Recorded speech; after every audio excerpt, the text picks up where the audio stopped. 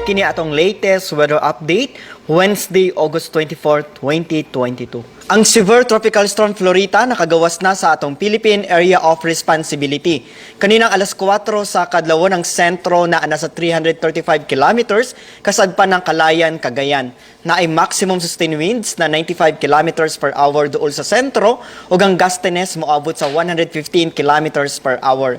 Kini nag-irog sa direksyon sa kasadpan, amihan ng kasadpan sa gipaspaso na 30 kilometers per hour.